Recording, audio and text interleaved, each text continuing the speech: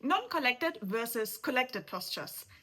It's not just necessary that you know how to develop all those wonderful collected movements, but it's as important that you raise your awareness so that you can start seeing when your horse actually starts lifting the front, shifting the weight back, sitting down more.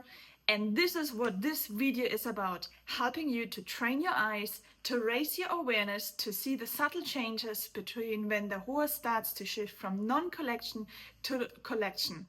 We chose a video here from Tony and Ludwig in the School Halt, and because the School Halt is such a great posture where the horses really lift their front and really have a weight shift from the front to the back, where they at the same time really bend their joints in the hind legs a lot, we thought this might be really good for you to see a difference. So we have the same sequence again, where Ludwig, go a little bit back, goes from diagonal steps into a School Halt. And now you can see quite good that he lifts his front. He helps a little bit with the head and neck, but he really pushes from the right front up to the wither. So the whole front end lifts, while he pushes with the right front foot the whole weight not only up, but also back. And in doing that, he bends the joints in the hind legs and kind of folds together his hind leg, a little bit like if a human does a squat. But it's not only that Ludwig does here a super squat, he also does it with some weights on, because he also has to carry the rider, of course, in this case Tony. So it's a super strengthening move. And now we will see it another time in real time. So already, as you can see it here in real time, everything happens much faster, much quicker. So we have to be much quicker with seeing what the horse does and deciding, giving the horse a break, helping the horse, or waiting to do something else. Otherwise, the moment is already kind of ages. It passed already ages. So the same thing again with the focus on the Hankenbeugung, as we say, so flexing the hind legs, the joints in the hind legs. And what you can see here really nice is that in the beginning, he kind of starts already pretty good, because normally his hind legs would be a bit more back, like a bit more towards the vertical line under the tail. But because he has them already a bit under, the pelvis is already a bit more vertical. But what you can still see really clear, like if we have the group here, if you follow my mouse now, and the lower spine goes quite steep downhill towards the front end. And that angle starts to change quite a bit when he starts to push the front up. I know we don't see this here, but when he now positions his pelvis more vertically, and then also the angle of the seat bone to the stifle, I think you call it in English, gets a bit more horizontal, and all of the joints in the hind legs start to bend more. And what is really clear, that the group comes lower, and this angle here is beautifully horizontal, so a huge difference, and what is really quite challenging for a long warm blood like Ludwig. And you can also see really nicely how the hind legs are positioned parallel and taking weight beautifully. So we show you the same movement in real time. You can see again that you have to be quite quick in seeing all of this. And what you can see also really clear, what I didn't talk about yet, is the tension here in the belly. You can see this line here below the ribs really clear, and it's kind of like he tensions his belly muscle so extremely that you kind of get the feeling that he's tucking up his belly. So it seems like the belly is much smaller in comparison when he loosens up and has less tension. The line here is disappearing. The shape of the belly is changing. It's kind of more hanging down again with gravity, because the muscles get longer, have less tension. I'll go back one more time. So if you have a look to the shape of the belly, see really a huge difference, much flatter here. And maybe we prepared also some pictures, but before we go to this, show you one more thing here. What I forgot in the first place. Like when Ludwig starts to lift the front, like now. He really, like I said, he has a super weight shift to the back. And now he lifts so much here that if you look here at the right front foot, it slides already back, like now. And that's really amazing because he's kind of right now at his limit and pushing his weight back. And this is why he already has the need to pull the leg a little bit back. And what's also interesting, if you look at the knee, that here it starts to bend even a little bit. So two things are happening. Like if you look at the whole front end, here is, I think, almost at the top of the lifting up the front. And then it seems like he can't hold it anymore. And like now he's collapsing, like the kind of the whole horse is compressing down. Show you again. Poof, goes down, and in this moment also the knee bends. Like it's a little bit that the muscles are saying, yeah, I can't hold it anymore. I need a break. Then he comes up a little bit, and then Tony gives him a pulse. Okay, now we have a bit of a more precise look with our pictures. Here. So what I find really helpful is drawing some lines in the pictures, because especially if you didn't spend time with this topic for the last 30 years, what's kind of impossible for me because it's just my age, then it's really easy to miss a lot of changes in the horse. And the more I put these lines in the still shots, I find the more I'm able to see when the horse is really active in the moment. And yeah, because I think it's so helpful, we wanted to share this here with you today to help also your eyes and to train your eyes. So we start with the front leg. In the left picture, you see where Ludwig is more in his natural position. I said before, he already has his hind legs a bit under, much more than in his really relaxed position, but doesn't matter. For right now, this is good enough. And in the right picture, we have the collected move in the School Halt. So if we have a look, if you follow my mouse always a little bit, would be super. Like in the left picture here, we see how the front legs are behind the vertical. Like if this kind of here is the vertical line, we see that both front legs are quite a bit behind the vertical, what means he's not lifted in the front, and he's kind of a little bit already leaning with his chest over his front legs. Then if we have a look to the collected posture on the right, we see how this front leg is really quite a big distance in front of the vertical line, what is a clear indication that Ludwig is really giving his best of pushing himself up and back.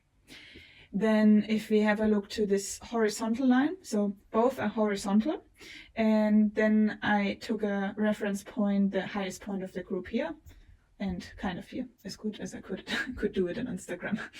But what you can see really clear is how downhill this line goes from his back.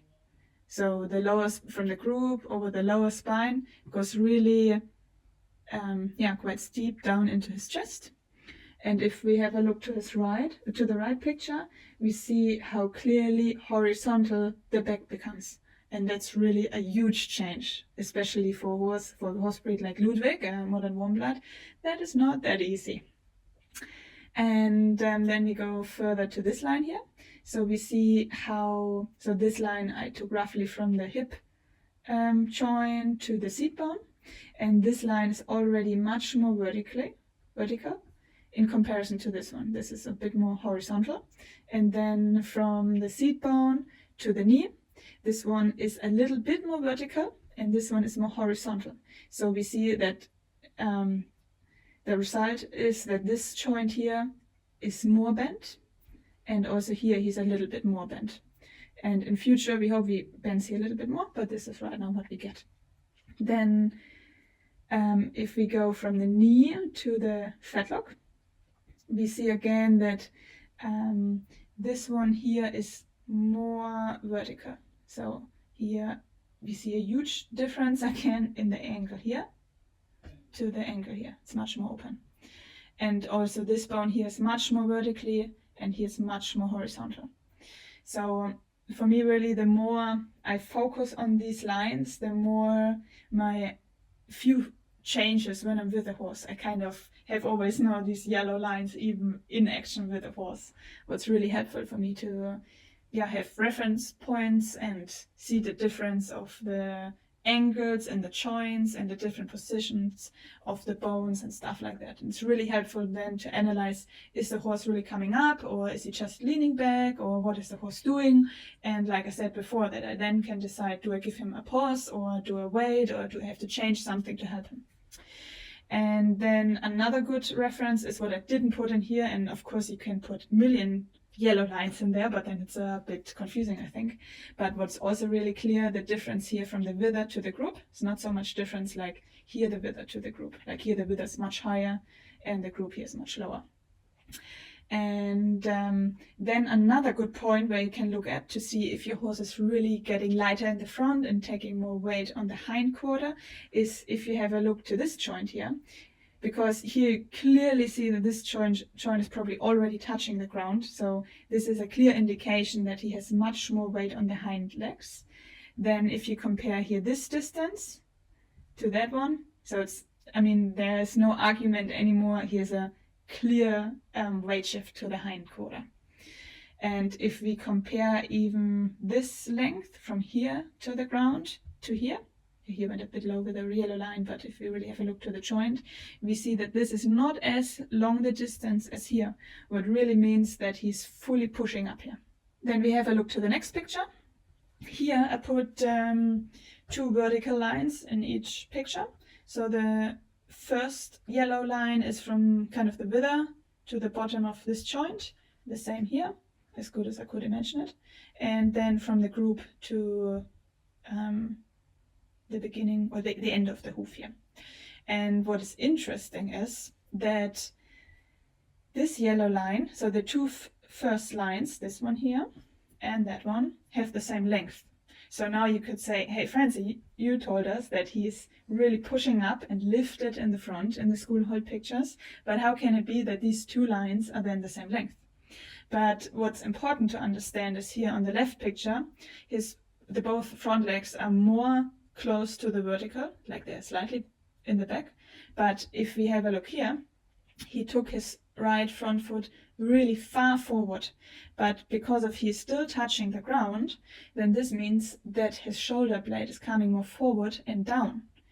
But because we still have the same length here, it means that the distance from the top part of the scapula to the wither got longer. So this part here got longer, what means he really uses his muscles to lift his thoracic sling and to lift the wither up. So this means even if these 2 lines are the same, means because of he's so different positioned here, he's still pushing himself up and higher here than there. Then if we have a look to the 2 back yellow lines, here I think it's quite clear to see that in the School Halt picture this is much shorter, what means he's really putting the weight on the hindquarter and kind of folding together into a squat position. Then if we have a look to our last picture, this is also quite interesting. So I left the front on each picture, I left the first yellow line, the one which goes down vertically down from the wither. And then I put on each picture 2 horizontal lines, each the same length, left and right. And I, as you see, I attached them to the vertical line, and I have another reference point. I took the tail, like here, put it on the top of the tail, and here the same. So what you can see on the left picture, he is kind of more even, like the left line goes a little bit further than his nostrils, but here in the right picture it's really a lot. Then what you also can see, the difference here from this rectangle up to the wither is much shorter than here. Like here is really clearly a much longer distance. Then if I compare the point here from the saddle down to the yellow line, it's also a much longer distance than if I compare it here. And then the same with the group, much longer distance here than here. And then of course, because he's sitting down so much, this yellow line is much closer to the ground than this one here. Okay, these were just some points you can look at, and we really hope that with talking about this and showing you some short videos and some still shots with the lines in, that it really helps you to open up kind of a new world of seeing more, getting more aware, that really, if you're then with your horse, that you can observe more and really take some decisions towards your goals, and that you miss less and less of your horse and really can give him pauses and reward him in the best possible situations. And of course, for the ones who didn't do much in this direction yet, it's so important that you can get an internal picture about this, because we can talk as much as we want about lifting the front and sitting down, but if you never really saw it, how this can look like, it's a bit difficult to see it then in the horse.